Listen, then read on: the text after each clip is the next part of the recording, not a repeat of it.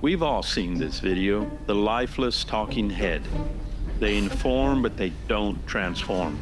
No one laughs, no one cries, no one remembers. That's the heart of it. If your story doesn't make people feel something, they won't do anything with it. What keeps us glued to a story isn't information, it's change. Someone starts here and ends up somewhere different.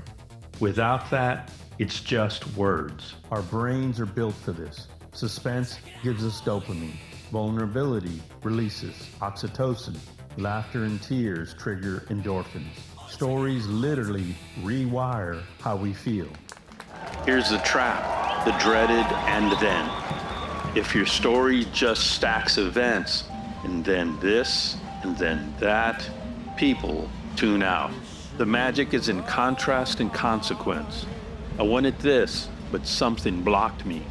Therefore, I had to change. That's what makes us lean in. At the core of every story is someone who wants something, and something is in the way.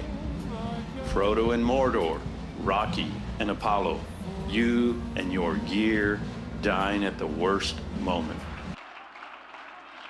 2 acts, 3 acts, 5 acts, the number doesn't matter. What matters is that someone transforms inside of it.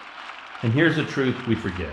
Success in storytelling isn't about how many people you reach. It's about how deeply you move the ones who show up. 10 people who care are worth more than 10,000 who scroll past. And humor matters. A laugh buys you 30 seconds of attention.